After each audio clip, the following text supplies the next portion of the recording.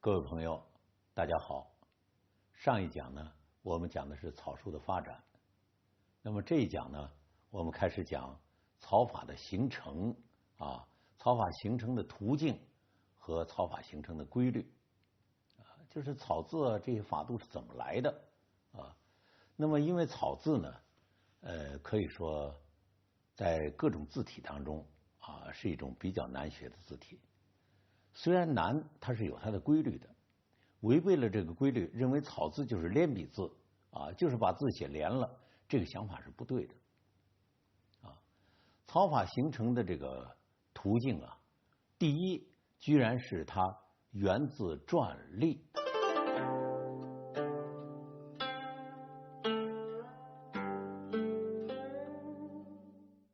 它是从篆隶当中来的。这个乍说起来好像大家不相信，因为篆隶呢和草书好像之间距离最远，其实不然我们来举几个例子。比如说父亲的父，我们楷书的写法呢是这样的总是开始是两点，然后呢是撇和捺。但是在草字里头呢，父却不是这样的那么在章草的父字章草当中，父字居然是这样写。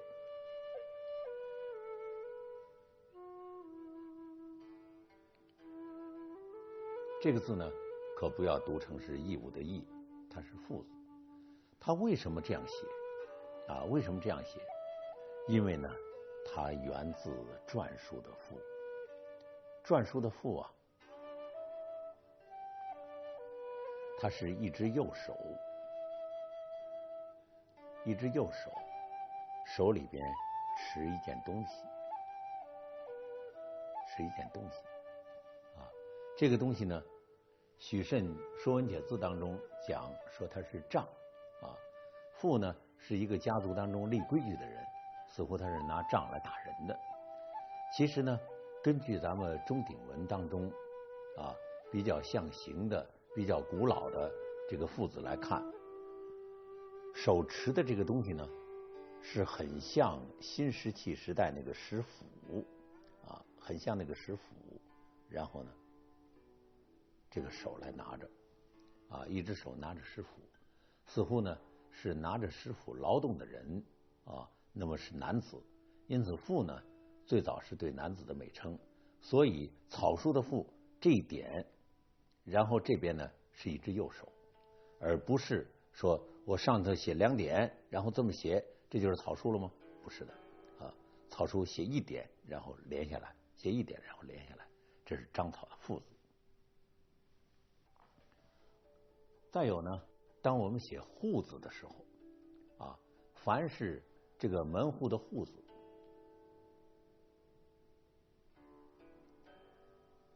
这个字，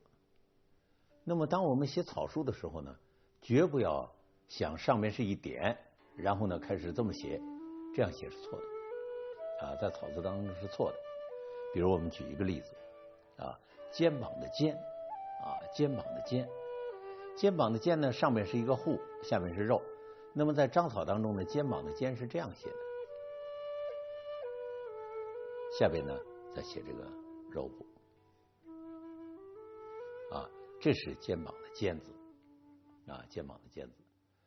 假如说我们写一个偏字或者是写一个扁字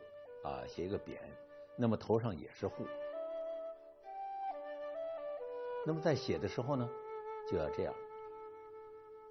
先这样写，然后呢把这户字写出来，再写下面的侧字。这两个字绝对不能说先点一点，然后再怎么写，再怎么写，这样写是错的。先点一点，然后再怎么写，再怎么写，这个是错的，这样是对的，这样是对的。因为呢，户是半个门，在篆隶书当中，户是这样写的，所以在草书当中是这样下来，这样下来所以我们可以看到了，草书并不是一般意义上的连笔字，而是有它的来历的。这个父字大家已经看出来了，这个户字大家也看出来了啊。下面我们继续写一个庆祝的庆字啊，写一个庆祝的庆字。那么写草书呢，还要明白，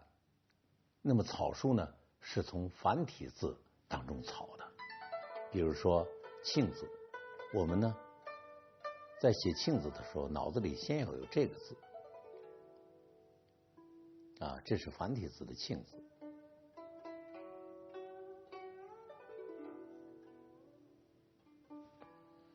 绝对不能这样写草书的庆字，这样写出来是草书当中疾病的疾啊。那么这个呢是楷书的繁体字的庆字，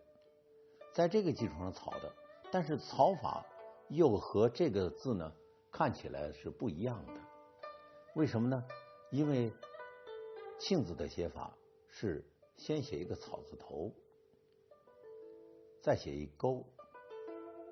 底下呢写一个像反字一样的字。那么有一句口诀叫草勾天反庆。那么这个庆字怎么来的呢？原来它是从篆书来的啊，从篆书来的，它是鹿字头啊。鹿来历是这样的啊，最初鹿是个象形字，这是鹿角，这是鹿角，这是鹿头，鹿的身体，鹿的尾巴，这样写的鹿，这样写的鹿呢，所以啊就有草字头啊，就有草字头。在隶书当中，有人就这样写鹿，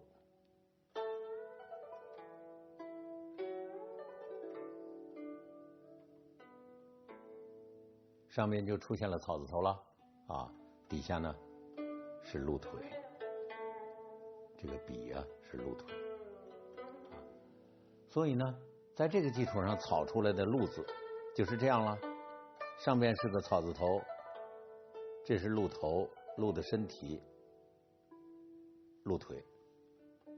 既然鹿头是这样写的，所以庆字头呢也就成了草，下边呢勾，这心字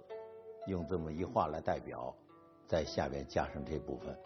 就成了草勾天反庆。所以说草书的一个规律是源自篆隶啊。从这儿我们可以看出来，草书呢首先是它和篆隶书的关系，这就是文字发展的一个规律。因为草字呢是从西汉开始创的，所以呢和篆隶书有关系。因为汉朝人呢要他读9000个咒文，他才能够做官吏啊。那么学童要逢咒文9000字乃得为吏啊。所以汉朝人那时候写草字呢，也是他脑子里的想法是从篆书那里来的。那么下边呢，我们再讲草书的下一个规律，那么也就是省却局部。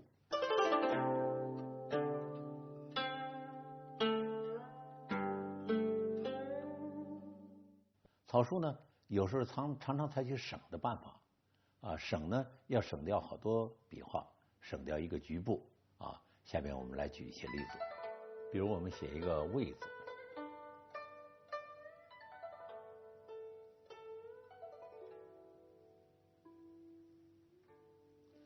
魏字在草字里边，它这样写，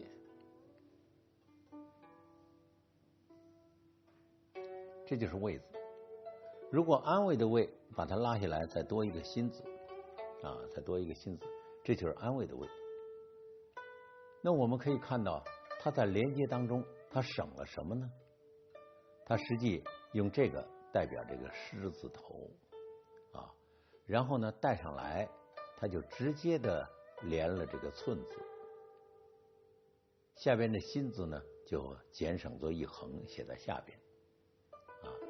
可见它省掉了什么？就是省掉了这个部位上的士字，在连接当中省掉了。那么还有一个字啊，这个字呢就是保护的护字。保护的护字啊，我们现在写起来是一个提手一个门户的户，但是呢在繁体字当中它不是这样的啊，它是一个言字旁，上面呢类似草字头，实际上它并不是草啊，在文字学当中这个字不是草字头啊，这个在讲篆隶书的时候说。下边呢这部分是个锥啊，锥是小鸟啊，锥是小鸟啊，那么再下边呢又是一个右，右是一只手啊，这是保护的护字。保护的护字在草起来的时候应该是这样啊，言字旁用这个符号来，空挑即是言，就这么一笔，这就是言字了。上边呢类似草字头的这个东西呢，这样写是草字头，连下来了，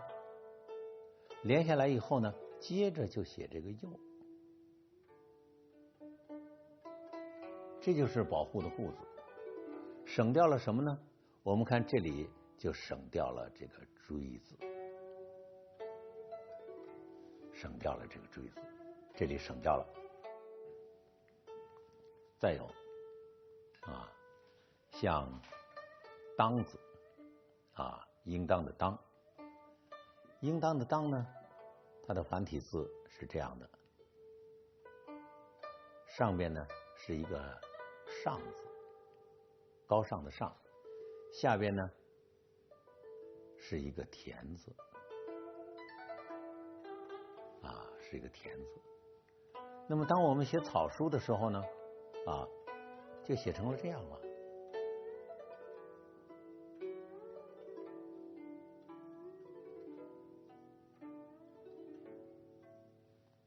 写成这样，我们看它省掉了什么？省掉了中间这个口字，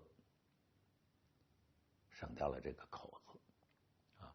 这就是说，在连接当中要省掉一些东西啊。这是草法的第二个来历啊。一个来历呢是源自篆隶啊，一个来历呢是在连接当中省却局部啊，省掉士字，省掉锥字，省掉口字。第三个规律呢是在书写当中连接点画。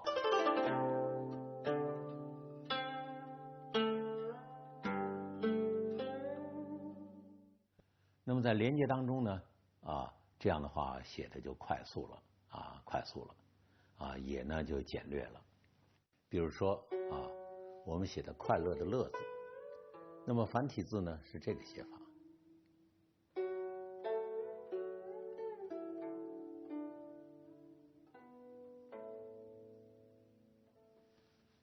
在最初的草字里头呢，人们是这样写，这是中间，然后两边呢剪了，写成两点啊，在汉简当中是这样草的。那么又有人呢更进一步草了，把这个三笔啊这样写一笔，这个稍微重一点这样写，然后呢更进一步连接，到最后呢就有人把这个三笔啊连成了一笔，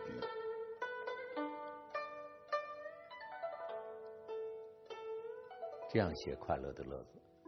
这个乐字也就是咱们现在的简化字的来历，所以咱们现在简化字快乐的乐，实际上它怎么样从这儿来的呢？就是草书的楷化，草书楷化是咱们简化字的来历之一。那么还有连接笔画的例子。连接笔画呢啊，比如说前后的前字啊，它是怎么连接的呢？前在古文字当中它是一个止，头上是一个停止的止，下边呢是一个舟。许慎讲呢，叫做止在舟上，止是人的脚，这人的脚呢在船上不行而前，这叫做前。实际上我们觉得许慎这个话呢讲的不是很对啊。那么这只脚啊在前头，这个船呢在后头，并不是指在船上，而是指呢在船的前头。古代的船是没有动力的，可能只能靠人拉纤啊，因此这个前的字音呢似乎和纤还是有关系的啊。那么只有人拉着它往前走，所以这个前是这么显示出来的。因此到隶书当中呢，就有人把它这样写，上头是个止，下头呢这个舟啊被分解了，分解出一个利刀来啊，分解出一个利刀来。那么写起草字来呢，有人就写的比较快了啊，下边呢就这样写了啊，这样写了啊，就比较连了啊。再进一步的连，就出现了这样了啊，干脆就要这一横，把上面的几个点都像写草字头似的把它连下来，下边呢这样一绕，这就是草字的前字。这个也是草写的规律之一。那么再一个规律呢，就是改变位置。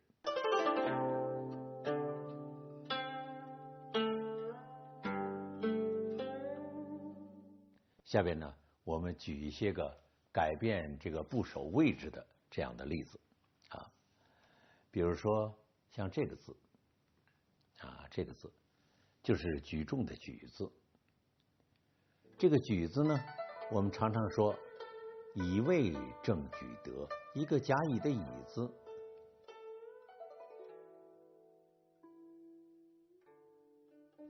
这个呢居然是举起来的举。这个举啊写起来，过去在繁体字里写举字是很麻烦的，头上是一个雨字，头上是一个雨，然后呢一撇一捺，下边呢是两横一竖。那么这个是举啊，举重的举。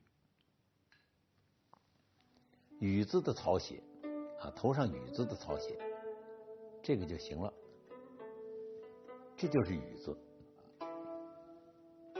在书谱里头有这么一句啊，说子敬常作家书与之啊，这雨啊就这么一写就是雨啊。雨字和天字是比较难区别的，这是天字，这是雨字啊，所以它像个乙字。然后下边呢可以写这个了，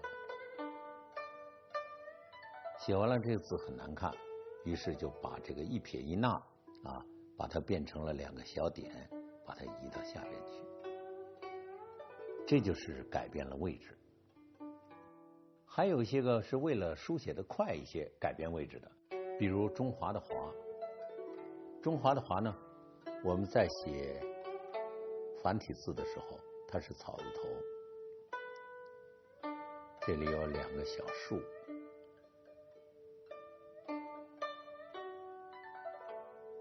是这样一个字啊。但是呢，在写草字的时候啊，写草字的时候就把它变成这样了，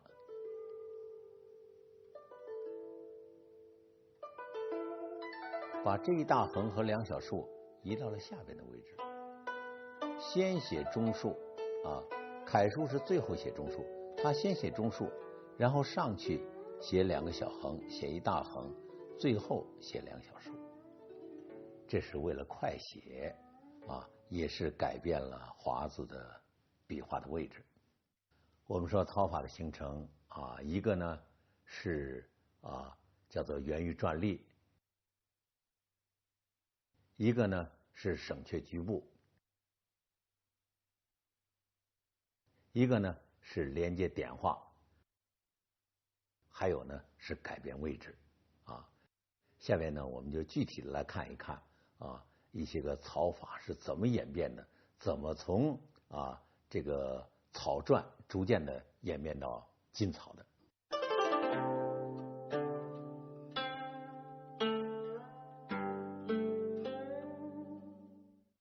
草书的规律啊，它往往和篆隶书有很大的关系。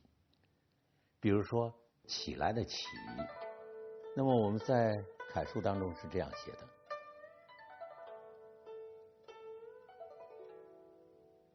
这一捺呢写的比较长，但是在篆隶书当中呢，它不是这样的。上面呢，它是一个人在行走，下边呢是一只脚，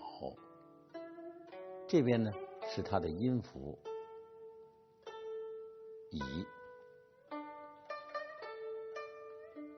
所以在隶书当中呢，写法就是这样的。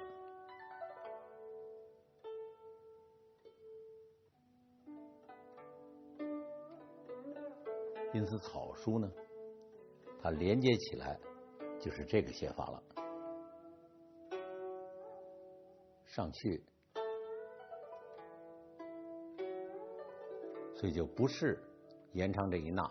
而是把它写在偏旁这样写啊，这就体现出这种源于篆隶的规律。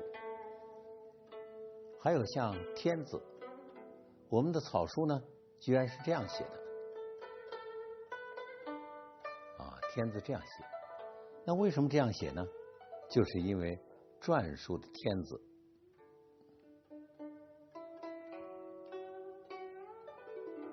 这样的，是一个人头上有一画啊，所以呢后来就逐渐草先写这一画，然后呢人的上肢、人的下肢，于是就连成了，就连成这样了啊，这也是它源于篆隶的一个证明。有些字啊，它简化的是很厉害的啊，简化的很厉害啊，以致啊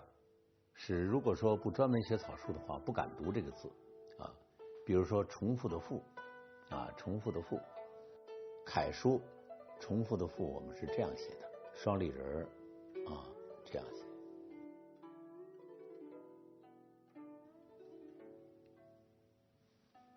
那么双立人在草书当中可以写作一竖就可以了啊，用一笔可以代替双立人。而这边呢，这么复杂的东西，居然可以简化成这样，简化成一个反文这样啊，这就是复字。这个复字呢，并不是一步就简化成这样的。开始呢，有人这样写开始有人这样写，然后再进一步简化，就简化成了这样啊。那么通过我们举的这些例子，大家可以看到草书的来历啊。最主要的是大家要明白，草书并不是连笔字啊，更不是把现在的简化字写连了就可以作为草书用了。现在有人呢要推行简化字的草书，这个不大好，因为草书呢是产生于汉代的一种字体，那个时候是没有简化字的。王羲之写的草书，他是把这个当时手写的这种字体，也就是繁体字加以这个已经是简化了，在连接当中已经是简化了形成的草体。如果今天我们用很多简化字去代替草字的话，这样的话，一个我们就不能够正确的去识别历史上的草字了。再有呢，我们又给汉字增加了一些个不好认的字所以建议大家呢，不以简化字入草书。